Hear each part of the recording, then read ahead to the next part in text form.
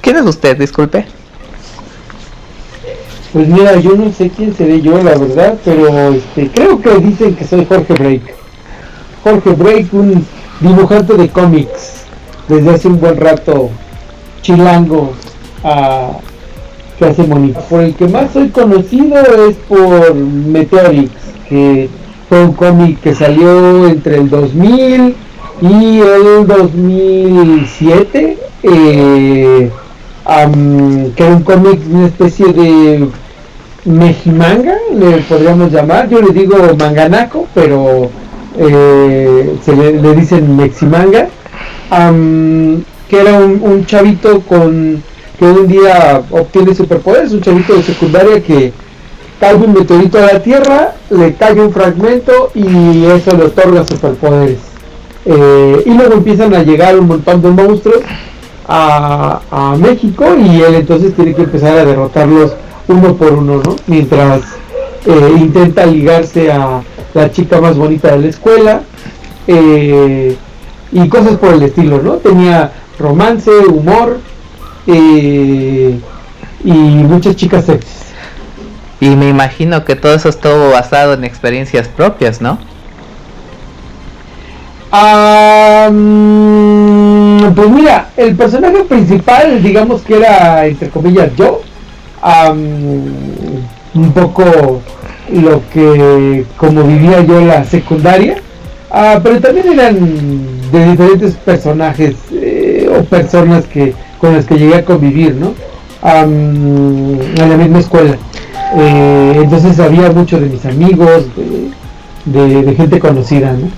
Y la relación que tenía yo con el manga, ¿no? Que me gusta mucho el manga. Entonces traté de hacer un cómic que fuera lo más parecido a lo que yo veía y que me gustaba de Japón, ¿no? O sea, se basaba también en cosas que veía en México. De hecho, todo el cómic era hecho en la Ciudad de México. De hecho, mira, a mí cuando yo vi que aparecía las chicas de Clamp, empecé a ver, bueno, las chicas de Clamp, el trabajo de ese Masakatsu Katsura con Video Gear Eye y todo este tipo de cosas. Me llamaba mucho la atención que los personajes que tenían poderes eran chavitos con uniforme de secundaria, de su secundaria japonesa, obviamente, ¿no? O preparatoria, ¿no? Este traje de negro, con los hombres, uniforme de marinerito con las chicas. Y decía yo, bueno, ¿por qué en México no podemos tener algo así? Que los personajes estén con su uniforme y no tengan que ponerse un super traje, ni ponerse unas mallas, ni nada de eso, ¿no? Así que mi personaje principal, cuando inicia, lo que utiliza como traje para hacer sus heroicidades es el uniforme de secundaria Príncipe de Gales. Y me imagino, porque ahora que lo pienso, yo en esa época nunca recuerdo haber visto algún cómic que tuviera eso, o sea, adaptándose a lo que era en México. Casi siempre era pues todo basado en las caricaturas japonesas o imitaciones de. Y yo me imagino que entonces eso fue lo que hizo que Meteorix fuera diferente a otros conceptos. Sí, de hecho, la gente que estaba haciendo cosas para México, un poco con esa misma temática o ese mismo estilo, llamémoslo meximanga, les estaba poniendo nombres japoneses que vivían en ciudades japonesas, y a mí eso me parecía como que no tenía ninguna gracia. Yo quería que todo se desarrollara pues en mi país, ¿no? No solamente, no era como copiar, sino como intentar llevar eso que ellos hacían, pero a nuestro territorio. Esa era la idea, ¿no? Y de hecho se me hace algo más original, porque ahora que lo pienso, cuando yo leía ciertas historietas, para no decir nombres, Siempre recuerdo que eran dice usted, una imitación, y sí, el personaje siempre era japonés, era así, y uno no puede basarse en algo que realmente no conoce. Muy en el fondo, fuera de que creamos conocer Japón o conocer sus historias, no conocemos más que eso. Y en el caso de Matrix, bueno, se hace hasta la tropicalización y se adapta a las situaciones que uno vive día con día. Sí, claro, eso es muy importante. Yo sobre todo siempre pensaba en eso, en que tenía que hablar de lo que yo conocía y de lo que estaba a mi alrededor. Me parecía más correcto y una manera más inteligente de llevar a cabo una historia, porque pues justamente, ¿no? Hablar de Japón, no tenía yo ni idea, nunca he ido a Japón, y en ese momento menos, porque cuando yo estaba haciendo el proyecto, lo empecé en 1998, entonces realmente para esos momentos no era tan como hoy, ¿no? Que hay mucha gente que ya, muchos mexicanos que ya han visitado Japón, de la gente que está haciendo cosas gráficas, pero en ese momento no era tanto como eso, ¿no? A mí lo que me interesaba era hablar de lo que conocía y de donde yo era, ¿no? Que era, creo que es básicamente pues mi entorno, ¿no? Eso era lo que me interesaba, y que los chavos se identificaran, sobre todo esa era la onda, que los chavos se identificaran con lo que estaban viendo, con los chavitos de secundaria, con lo que ellos habían vivido en la escuela. Pasaban cosas, por ejemplo, en los primeros números, o bueno, normalmente la escuela secundaria Mártires de Acteal, que así se llamaba, siempre estaba en construcción, porque llegaban los mutantes a querer pelear con Meteorix, los monstruos, y destrozaban la escuela, entonces siempre había que estarla componiendo. Y bueno, tenía que ver con que cuando yo estaba en mi escuela, yo iba a una escuela de Ciudad Azteca, en Ecatepec, en el Estado de México, que se llamaba Azteca 1. Y la escuela siempre estaba en construcción. Yo no la terminé, yo nunca la vi terminada la escuela. Hoy ya está completa, de hecho ya hasta le cambiaron el nombre, se llama ahora Jacinto Canec, pero mientras era Azteca era una escuela que no estaba terminada, entonces siempre había albañiles construyéndola, y eso lo trasladé en mi imaginación a que en realidad mi escuela siempre estaba en construcción porque había mutantes que la destruían, ¿no? Como esas vivencias fueron cosas que fueron cambiándole a uno y para ayudar a construir algo nuevo. ¿Y fue difícil en su momento? ¿Hubo dificultades? Difícil que saliera, no tanto, fue largo, fue un proceso largo. Hacer cómics, la producción de un cómic y que salga, es un poco como el cine, no tan largo, porque hay algunos directores de cine que luego comentan que llevan haciendo una película, o se tardan en ver de que hacen el guión de una película y sale, se pueden tardar 10 años, ¿no? Nosotros no estamos tanto así, pero sí te puedes tardar un rato en que salga un cómic, ¿no? Cuando yo hice en el 98, empecé el proyecto y no salió hasta el 2000. Y hubo momentos en los que pensé que igual y no salía, ¿no? Pero tampoco me costó tanto trabajo, porque previamente a Meteorix yo ya había hecho otro cómic que además fue un éxito económico para la editorial. Hice Los Supercampeones del Fútbol, la adaptación de Los Supercampeones del Fútbol de la animación, lo que es Captain Tsubasa. Duramos 2 años, fueron 47 números, y en ventas nos fue muy bien. Entonces ya tenían cierta confianza conmigo en la editorial, y no tuve problemas tanto como para eso, sino los problemas fue esperar a que hubiera una oportunidad para que la editorial dijera sí, ahí va el dinero para imprimir el cómic y que saliera, ¿no? Un momento, o sea que pagaron derechos de autor para conseguir poner Los Supercampeones, supongo. No lo sé, fíjate, mira, hay como varias leyendas extrañas. Digamos que sí, pero no. Ajá. O sea, Era la mexicanada de uno, siempre. no tanto, porque mira, por ejemplo, cuando salió Conan el Bárbaro en Editorial Novedades, que creo que ya no existe la Editorial Novedades, pero en Editorial Novedades, ellos no pagaron los derechos de Conan el Bárbaro. Estos tipos lo que hicieron es que tenían todos los cómics de Conan y los recortaron para un tamaño pequeñito que salió a media carta, que costaba 2 pesos el cómic, y nunca le reportaron a Marvel que estaban haciendo Conan, ¿no? Eso lo pasó aquí. Aquí lo que sucedió es que hicieron una especie como de compra de derechos de autor a terceros.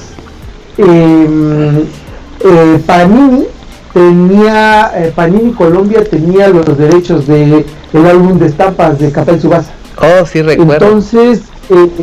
Entonces lo que hizo la editorial fue comprarle los derechos a Panini Colombia, pero no sacamos el álbum de estampas, sacamos el cómic. Ah, bueno, o sea, lo vamos a adaptar, algo diferente, ¿verdad? Ajá, exactamente. Y de hecho por eso terminamos en el segundo año, porque cuando estábamos, yo creo que estábamos por ahí del número, creo que acabamos en el número 47, yo creo que por ahí del número, unos 3 meses antes, o por ahí del número 40, una cosa así, nos cayeron, no sé si fueron los de Kodansha o los de Shueisha, a preguntarnos que quién nos había dado permiso, ¿no? Ah, qué caray. ¿Y cuál fue la pues creo que el editor dijo que su mamá les había dado permiso, alguna cosa por el estilo. El asunto, pero en realidad fíjate que no fue por Captain Tsubasa, porque pues era una adaptación al anime. Eso en realidad no les estaba preocupando tanto. Lo que sucedió es la editorial, una vez que ya había sacado eso, se le hizo fácil, dijo, bueno, pues si ya lo hicimos con Supercampeones y está funcionando muy bien, hagámoslo con Kenai by Heart, ¿no? Hagámoslo con Guerreras Mágicas. Oh, cierto. Y ahí apareció entonces, el asunto. Claro, hicieron exactamente lo que hizo Novedades con Conan. Tenemos todos los mangas, recortémoslo, pongámosle color y lo sacamos. Bueno, es que eran otros tiempos, no había lo que hoy.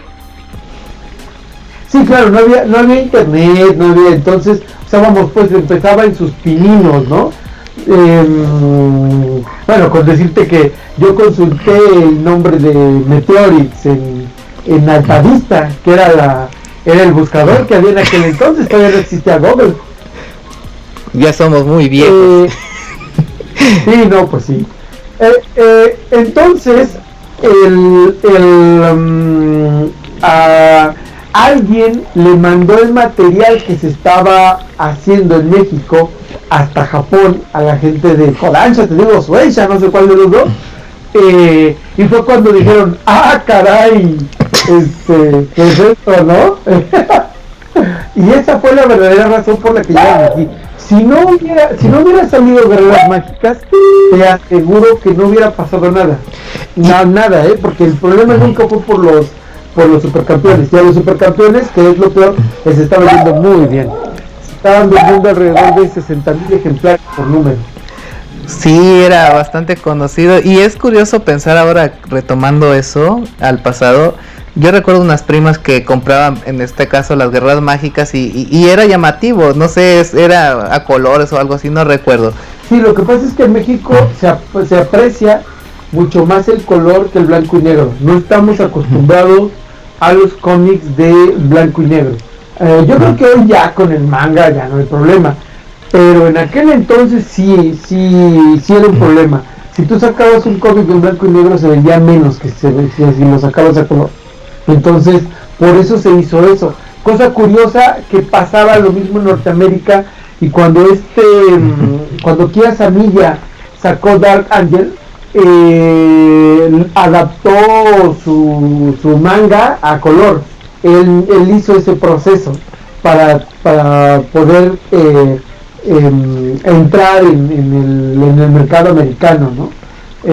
Nos gusta mucho el color, por lo menos a los gringos y a nosotros, entonces sí es como más complicado, pero bueno, pues en fin, que salieron las guerreras mágicas y todo valió gorro, y pues llegaron, no sé si con Suecia, llegaron, y entonces le dijeron al editor, bueno muchacho, no te va a pasar nada, no te preocupes, pero para que no te pase nada, mira qué bonito, aquí te traemos unos bonitos mangas para que nos compren los derechos, porque nos los vas a comprar, ¿verdad? Y entonces dijo, sí. Sí, ¿cómo no? Lo que usted diga. Y entonces, pues ya, tuvieron que pagar los derechos. Me parece que fue Ranma y medio, fue lo primero que salió, creo. No estoy muy seguro, pero bueno, salió fue Ranma y medio. Luego ya sacaron, también compraron los derechos de One Piece, los derechos de Dragon Ball para la revista, para colorear. ¿Qué otra cosa? Cardcaptor Sakura. Y me falta otro. Sailor Moon en la adaptación para el anime. Pues sí, no era el manga, era la versión cierto, de anime. sí, cierto, lo de televisión. Sí, ya ves que te mandaban como los cuadros de televisión, no sé exactamente cuál sea el proceso para eso, y te lo mandaban como si fueran cómics. Ajá. Sí, cierto, lo recuerdo, a color y todo. Apenas empezaba este boom. Pero también lo que es sorprendente, independientemente de todo esto, es por ejemplo, en este caso, Supercampeones. Debió haber tenido algo bueno para haber durado y el que se vendieran bastantes números. ¿Había algún cambio a la historia o había alguna adaptación, algo que lo hiciera diferente a la serie de televisión? Sí, completamente, estaba más tropicalizada, que incluso hacíamos cosas que no salían en la serie de televisión, ¿no? ¿Cómo qué? La guerrita, okay. Pues no sé, como por ejemplo hubo un capítulo donde hicieron una especie de la fiesta tradicional japonesa que se hace, creo que en la Navidad. Hicimos un especial de eso. Hicimos un número donde los niños se iban a las aguas termales. Eso tampoco sale en la serie. Por ejemplo, nos saltamos, quitamos la parte donde los niños piden ride para poder ir a ver el partido del Newpie, porque pensamos que era como aconsejar a los niños que tomaran ride, y nos parecía que aquí en México, digo, Japón probablemente sí se pueda, pero aquí lo haces y no vuelves a verlo. Sí, eso es tentar a que no vuelvas a ver a los niños, así que eso lo quitamos. Y cosas por el estilo, ¿no? A mí me encantaba, por ejemplo, meter cameos en las páginas. Ponía o a la gente de la editorial que les hacía su cameo, o ponía personajes de los cómics gringos, o personajes de cómics nacionales, cosas por el estilo. Y era llamativo, supongo, porque también establecimos un romance entre Roberto, entre Roberto y había una profesora, creo que se llamaba Ruth, la profesora. Hicimos un romance entre Ruth y la profesora, que era un romance que no existía en la animación. ¿Y en qué terminó dicho romance? No le dimos término porque pues como nomás llegamos al 47, pues realmente ya no pudimos seguir con la historia, ¿no? Creo que realmente nos la pararon prácticamente de tajo, y nos la pararon, no por ventas, sino pues por el lío que ya se había armado, ¿no? Pero realmente a nosotros estaba yendo muy bien, y te puedo decir que con esos números pudimos haber vivido, no sé, unos 10 años haciendo esa cosa, fácil. Te lo digo porque Meteorix vendía 18,000 ejemplares y me aventé 7 años haciéndolo. Entonces imagínate un cómic que vende 60,000, o sea... Sí, era un boom, muy mucha diferencia. Sí, me puede haber quedado, pero por años, ¿no? Si con 18,000 vivió 7 años Meteorix, imagínate con 60,000 cuánto pudo haber vivido Supercampeones, ¿no? Porque en aquel entonces no se conocía más allá de la historia. Ahora pues uno busca en internet y ves, no sé, hasta que enfrentan incluso la selección de México. Pero, no sé... Sí, claro, hay un manga que se enfrenta con... Es Carlos Espada, que es Ricardo, el arquero. Sí, ¿es Carlos o Ricardo? Ricardo Espadas. Ricardo. Ah, ok, Ricardo Espadas. Él es Jorge Campos. Sí, la adaptación, pero ¿qué hubiera hecho en ese entonces? Teníamos planes justamente de poder meter a como especie de seleccionados mexicanos, de fútbol mexicano. Había planes para eso, pero digo, pues al final ya no seguimos con eso, ¿no? Y por otro lado, qué bueno, digo, también me hubiera aburrido estar haciendo fútbol. En ese momento la editorial estaba muy bien y hoy déjame decirte que ya no existe Editorial Tucán, murió el año pasado. ¿Qué lo causó? Pero en ese momento, pues todo, o sea, el primer madrazo que le dieron a la historieta nacional fue el Tratado de Libre Comercio. El TLC para el 2002, una cosa así, tenía como parte del acuerdo que se liberara todo el papel, el precio, el subsidio al papel que se da en México, de tal manera que entonces tenías que comprar los precios a precios reales. Antes en México se daba un subsidio, según esto por cultura, y este subsidio era para los libros, las revistas y los periódicos, y también las historietas.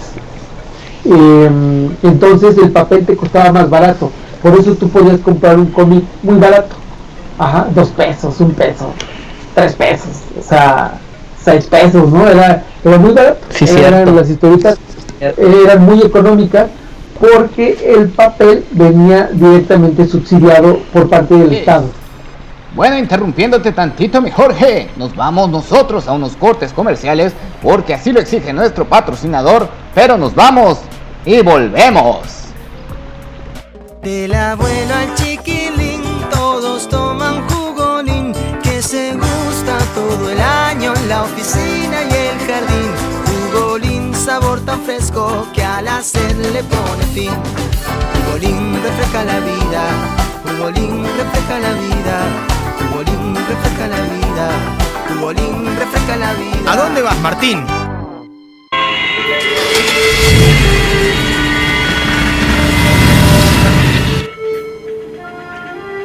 Mijo, algún día todo eso será suyo. ¿Y la camioneta, pa? Ah, chinga.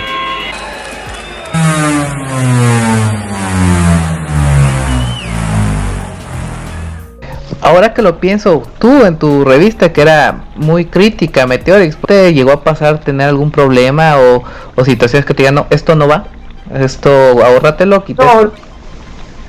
No, ya cuando nosotros llegamos a hacer cómics, ya las cosas estaban muy liberadas. Digo, pues ya habíamos tenido al primer gobernador del DF que no era del PRI, y de hecho pues el Distrito Federal empezó a irle muy bien, digamos que de Cuauhtémoc Cárdenas a Mancera. Ya cuando llegó Mancera todo valió madre, ¿no? Pero digamos que de Cuauhtémoc Cárdenas a Marcelo Ebrard, el DF era una maravilla.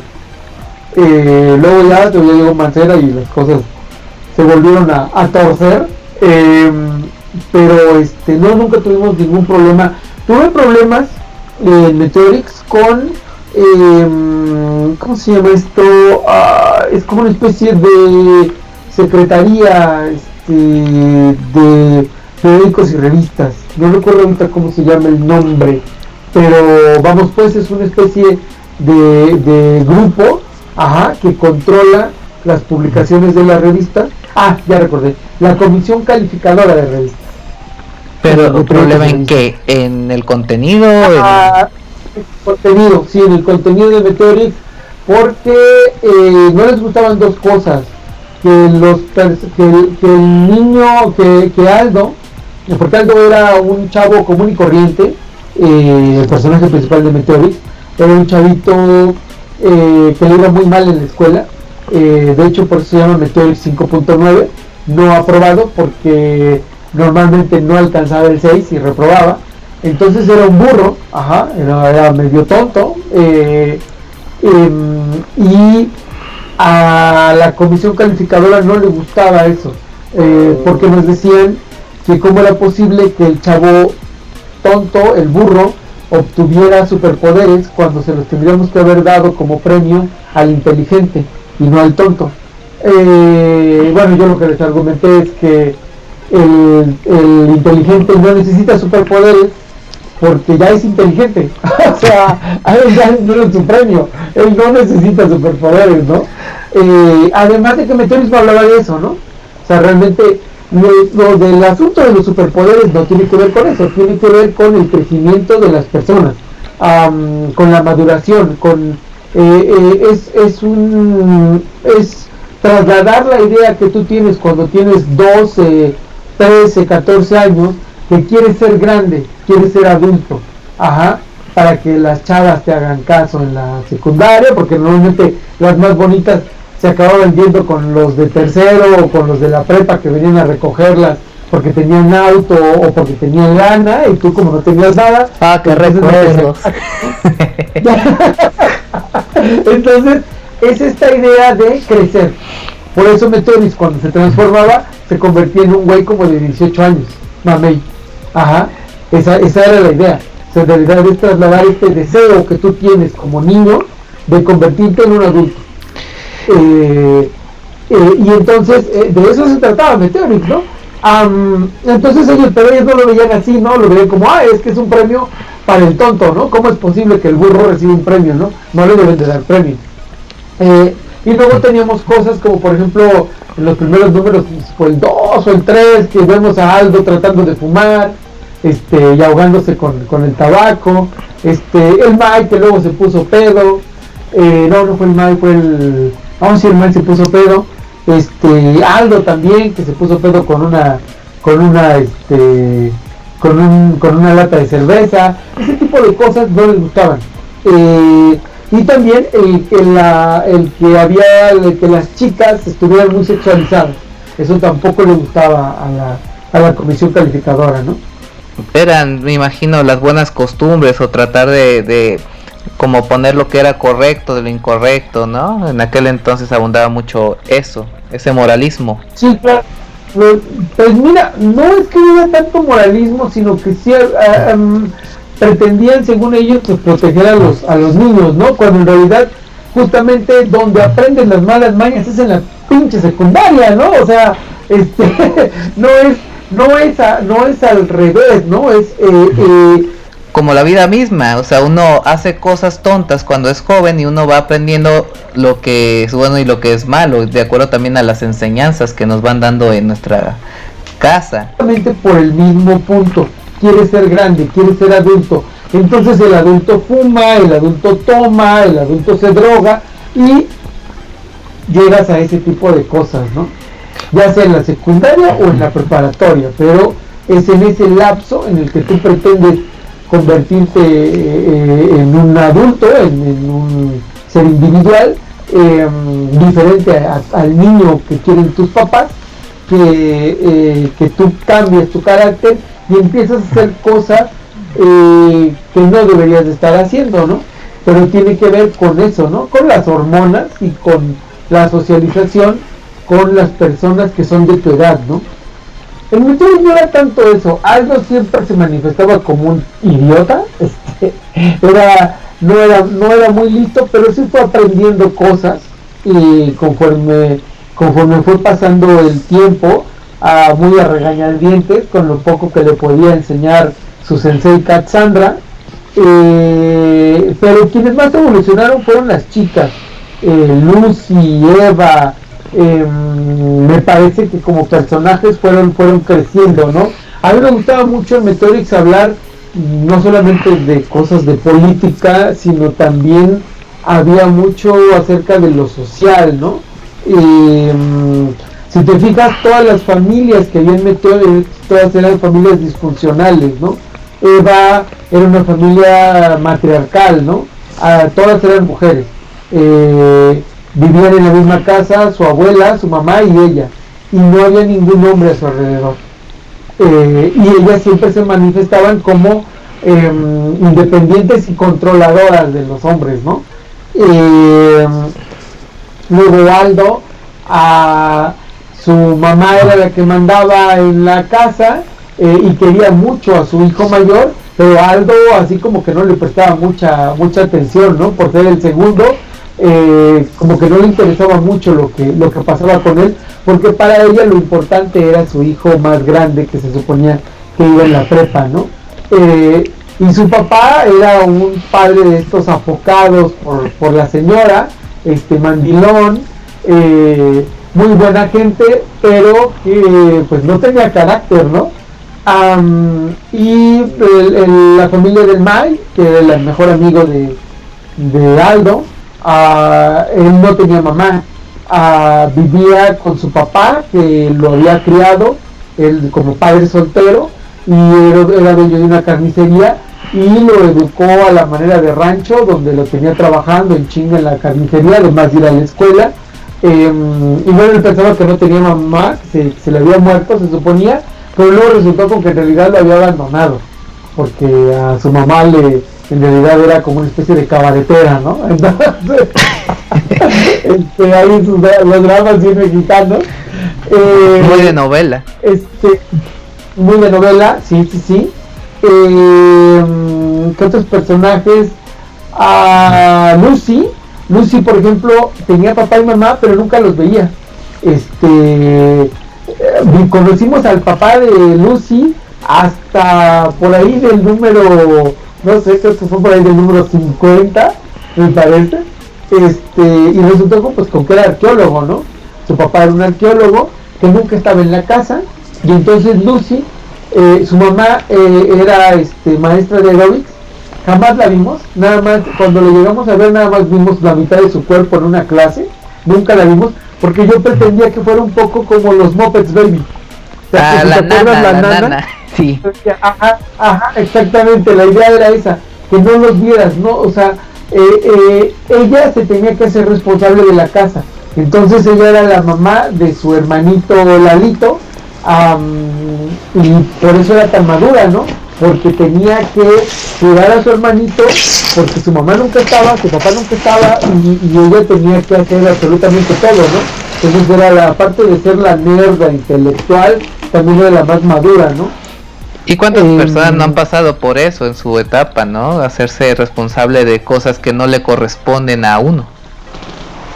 Claro. Esa era parte de la idea, porque yo siempre, crecí con esta idea de la gran familia mexicana, y para mí eso es un fraude, ¿no? No es verdad que seamos tan así. Tipo familia burrón. Sí, y sí lo somos, porque también se nos da mucho el... Y cuando vas pasando por cosas en la vida te vas dando cuenta que realmente no tiene nada que ver la realidad. Quieres con tu hermano, donde no te quieres con tus papás, o sea, hay un montón de broncas con las familias que es algo que luego no se muestra pues ni en los cómics ni en las series. Yo creo que ya oigo un poco más, pero no era algo que se tocara, ¿no?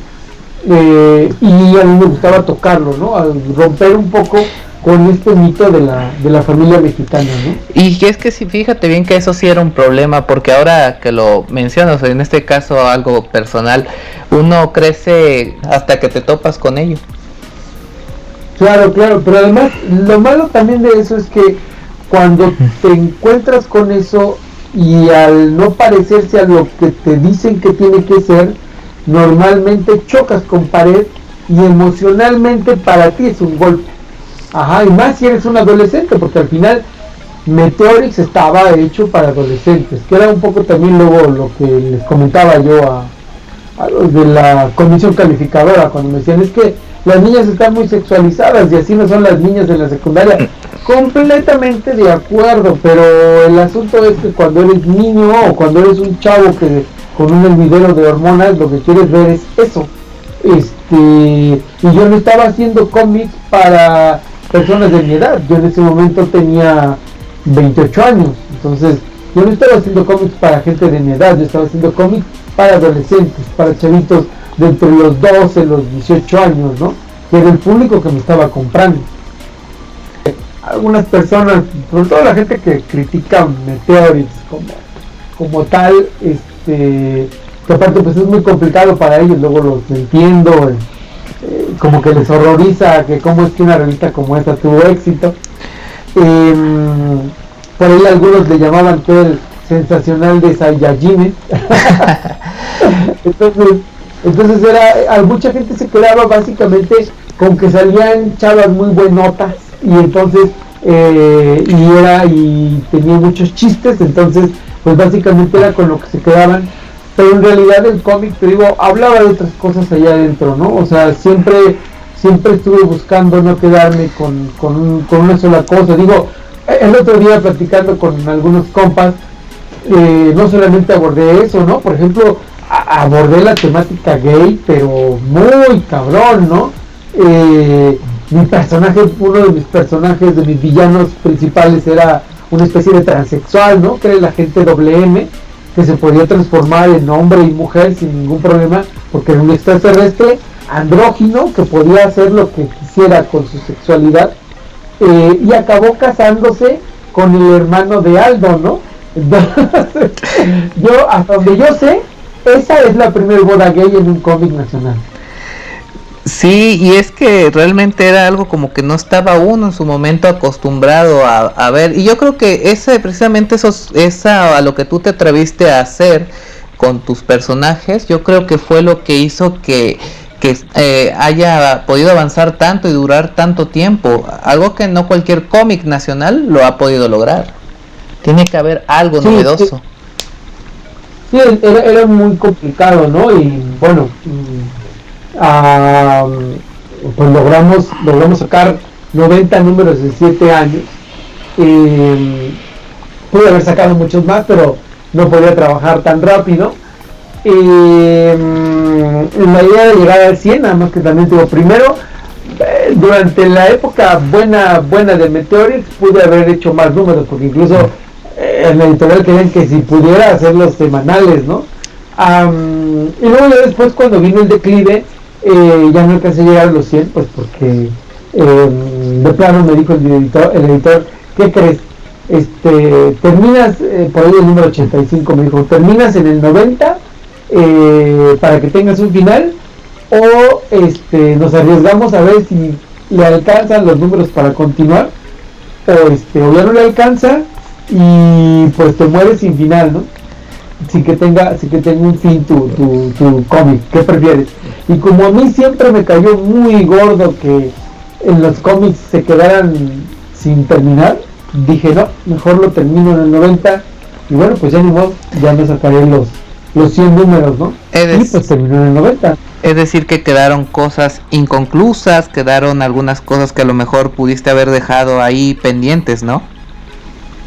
Sí, un chingo de agujeros que quedaron ahí pendientes, muchos agujeros.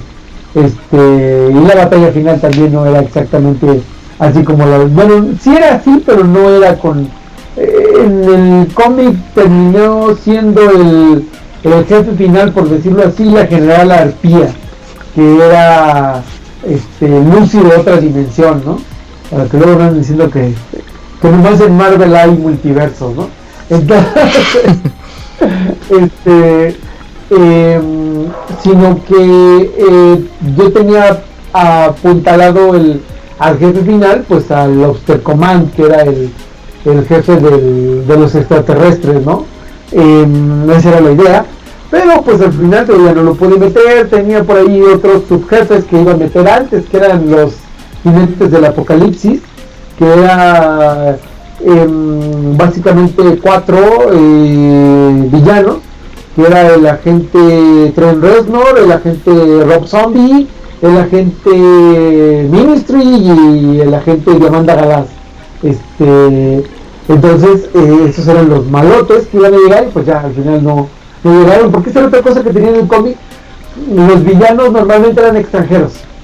Siempre coloqué yo a los villanos como que venía, o sea, era esta parte de trasladar la idea de los extraterrestres, que en realidad son todo lo que nos llega de Estados Unidos o del exterior y que penetra nuestra cultura, ¿no?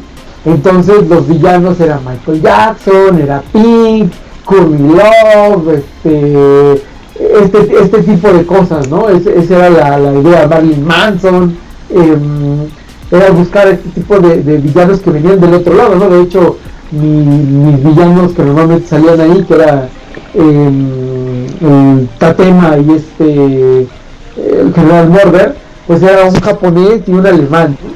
Que era una especie de parodia una parodia de la parodia. Era la parodia de Darkseid y de Zack de los cómics de DC Comics, que a su vez Jack Kirby lo que hizo fue la parodia de Hitler y de Goebbels. Entonces yo lo que hice fue hacer la parodia de la parodia. Imagínate cuántas cosas que dejaste pendiente. Yo creo que algún día, si no hacerlo en cómic, mínimo escribirlo como esos libros, y sobre todo que quedan recuerdos a las personas. Y yo creo que lo importante fuera de todo en este mundo es que nosotros dejemos algo por lo que nos recuerden, y creo que al menos ya trascendiste en ese sentido, ¿no? Dejarle huella a esas personas. Sí, a las personas, y bueno, dentro del mundo de la historieta, como sea, ahí va a quedar, ¿no? Hubo un cómic hecho por mí en un lapso de tiempo en este país, ¿no? Esa es la parte padre, ¿no? Donde mi trabajo se conoce y que se va a quedar ahí. Y si no, a lo mejor, obviamente nunca voy a ser como, no sé, como el de la familia Burrón, ¿no? Como Vargas, no voy a ser jamás tan famoso, pero pues ahí quedó, ¿no? Mi trabajo existió, existe y ahí está, ¿no? Todavía pienso que debo de poder hacer alguna otra cosa, aunque dudo mucho que vaya a tener el impacto que tuvo Meteorix, porque al final Meteorix todavía le tocó la temporada o la época donde el cómic se conocía por la gente que le gustaba comprar cómics nacionales, y era una gran mayoría. Ya no es como hoy, que realmente la gente prefiere comprar manga japonés o el cómic americano o verlo por internet, leerlo digitalmente. Ya no es lo mismo, ¿no? Entonces no va a crear ese punto que comparte un montón de personas. Difícilmente va a suceder, ¿no? Por ahí alguna vez dijo Gantuz que Meteorix fue como pues el último cómic de la industria nacional de la historieta, tal cual como pienso lo mismo, como se conocía, ¿no? O sea, fue lo último que salió con eso como cerraste tal, ¿no? el ciclo que había. Sí, fue el cierre de, ¿no? Creo que al final de cuentas la carrera que fuiste tomando como productor de cómics, el crear. Sí, hay planes como de pronto de pensar en terminar esos 10 números, ¿no? Realmente son como unas 300 páginas más o menos que tendría yo que aventarme, pero pues como también luego estoy haciendo otras cosas, tampoco me ha dado mucho el tiempo en hacerlo, ¿no? Ahorita, por ejemplo, pues estoy haciendo el cómic de zombies de Crónicas de Fátima, estoy haciendo un cómic de piratas que es Black Bones, y aparte estoy haciendo otra novela gráfica de piratas, de zombies, basados en un libro. Entonces pues tengo otras cosas encima, y pues como que tiempo para darle a Meteorix pues ya de pronto me queda como poco, ¿no? Por hoy, eso es todo. Nosotros nos vamos a mover el bote.